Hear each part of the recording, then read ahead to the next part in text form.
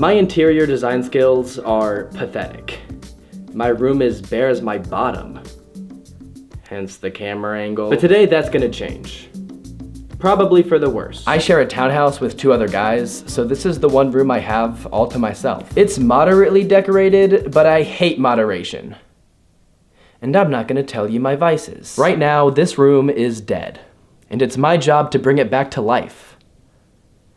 Via mouth to mouth? All right, fine, I'm addicted to outdated forms of CPR. Kiss me, sue me. I'm excited to give interior design a real shot. You know, I'm sick and tired of doing research or being introspective. This video is just about me having fun.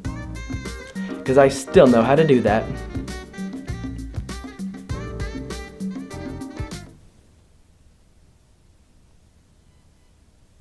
Let's talk about what I do and don't have going for me as an interior designer.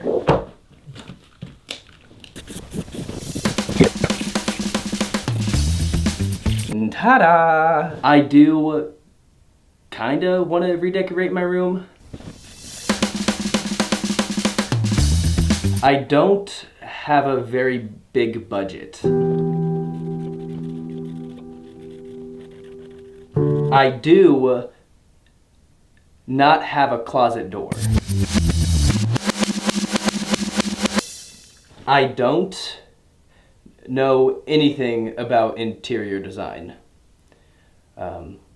Like dimensions or how to hang stuff on a wall. I do feel like this video is asphyxiating me. Its hands around my throat. Its bottom lip tickling my earlobe. Its voice telling me, you better not mess me up, 'cause people, for whatever reason, are finally watching. Its tongue licking the inside of my ear canal, which is pretty hot.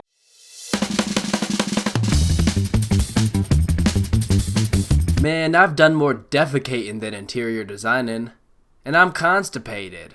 Yeah, I don't know crap about interior designing, so I figured I should probably do a little bit of research. Hey people, so I tried to do some research on interior designing, but I got bored very quickly, and then that boredom quickly transitioned into psychotic rage.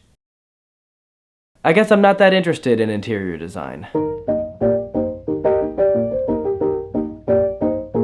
I'm not doing a lot of interior designing because my room is already mostly interior designed.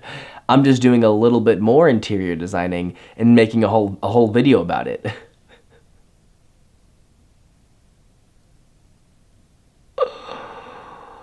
I have a matching bed frame, nightstand, and dresser. I have 2 lamps. I have 2 white shelves. I have a white desk. I have a brown elementary school desk. I have a bench. I have a few tote bags hanging on my window, and I have a few things on my wall. I honestly hope that real interior designers see this video and try to kill me through the screen. But you can't get me. And your animosity is but fodder for my tummy. What do I want to accomplish and why? Goal number 1, I want to fill up this wall with more stuff. I'm just gonna find cool art and funny posters and put it on the wall. I'm really just gonna buy stuff from thrift stores. I figure that will kind of help me out with my lower budget. Plus, you never know what you're gonna find at a thrift store, right? So maybe we'll find some gems. I'm the only one who's ever in this room, so I don't really care if other people think it looks good. I just want it to look interesting. This room is my creative space, so I just want the wall to inspire me. Yeah, I need the wall to inspire me. Eventually, I'll grow up and design my apartment like an adult. I'll buy a sign for my pantry that says pantry. I can only afford to fill up this wall right now, but in a future video, I would love to decorate this wall with a bunch of art from smaller and local artists. It'd be cool to make a video like that where I can just shout out a bunch of talented people. Goal number 2 is I want to replace this white shelf because I stole it from my sister and now she wants it back.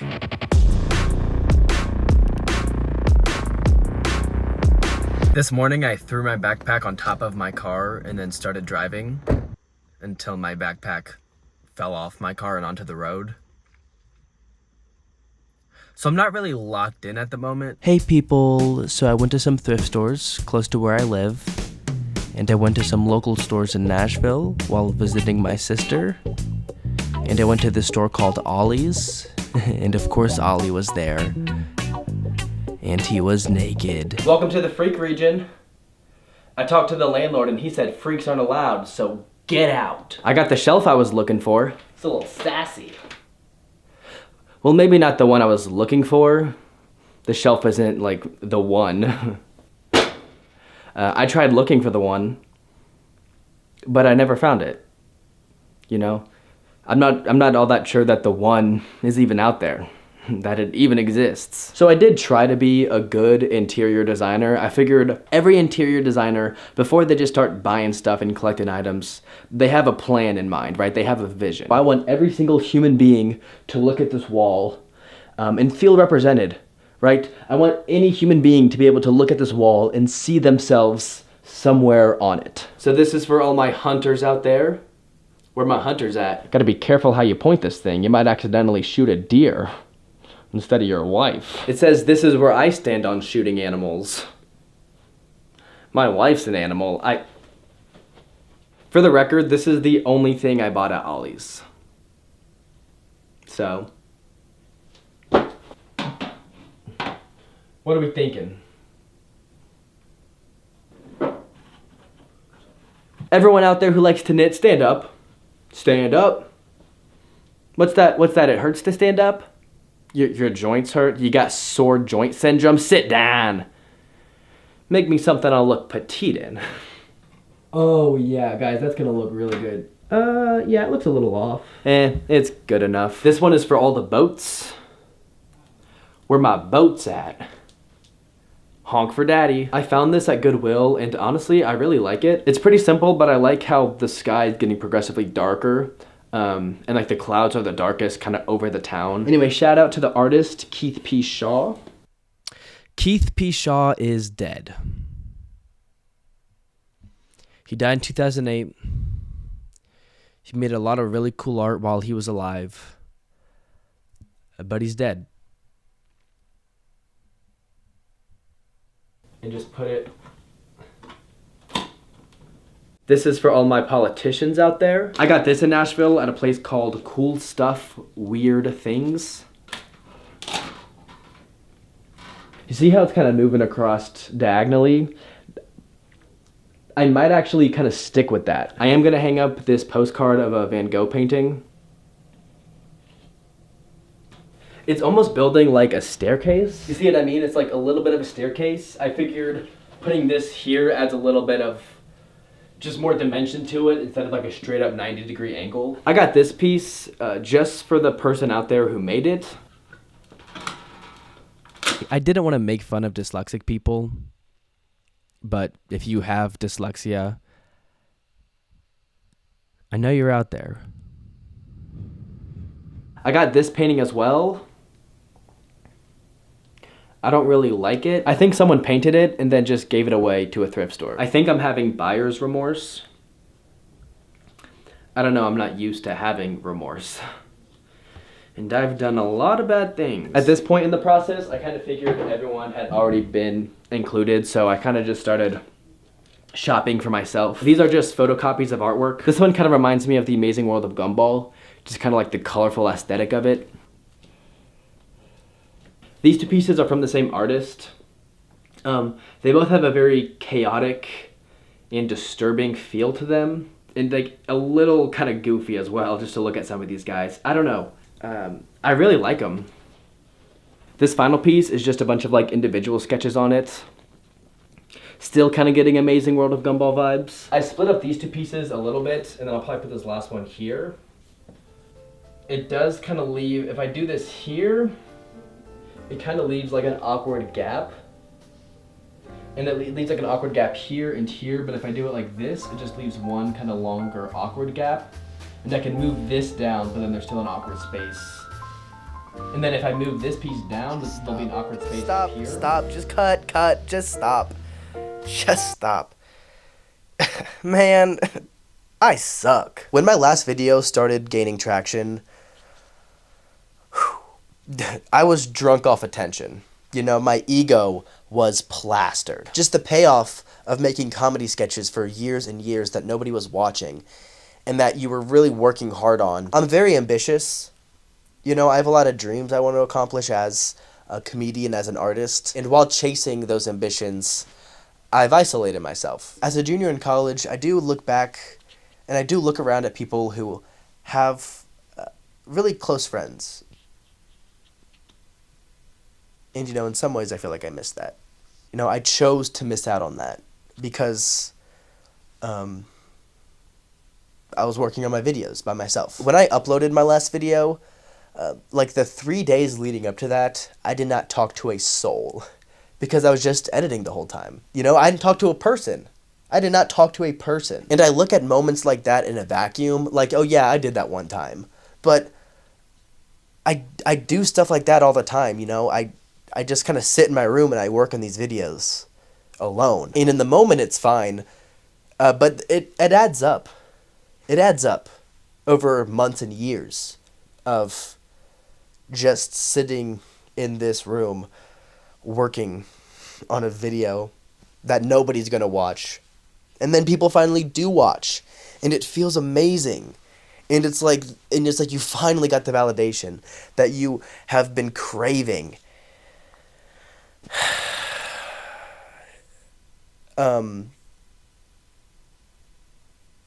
But like, you're still alone. It's still just you in your room. You know, and you tell some people and they're proud of you. I felt the emotional high, and I recognized that more success isn't going to take away that loneliness. So I've started to take a step back and just realize maybe I should find a little more balance in my life. Within 48 hours, I went from feeling high to high but lonely to just lonely to stressed and lonely. And all that kind of just shut me down creatively. I'm usually really good at brainstorming. You know, I'm not a guy who's short of ideas. Day after day, I spent hours brainstorming, trying to come up with video topics. My last video was about how I'd grown to love art. My video before that was about Dollar General and how it had negatively impacted my community and communities around me. The last two videos were very personal, and so I wanted to make another personal video. But I don't know. I remember sitting in a Starbucks and just being really angry at myself. And I felt like my brain, which had gotten me to this point of near success, was letting me down. I was letting myself down. I wanted to make a video about the power of silence. I was going to make a video about poetry, which I'm still kind of interested in, but I tried writing it, and I just wasn't getting anywhere. I just settled on interior designing, which I didn't really care about, so it wouldn't be personal. I told myself that this video would just be for fun, and that my next video would be important, which is fine.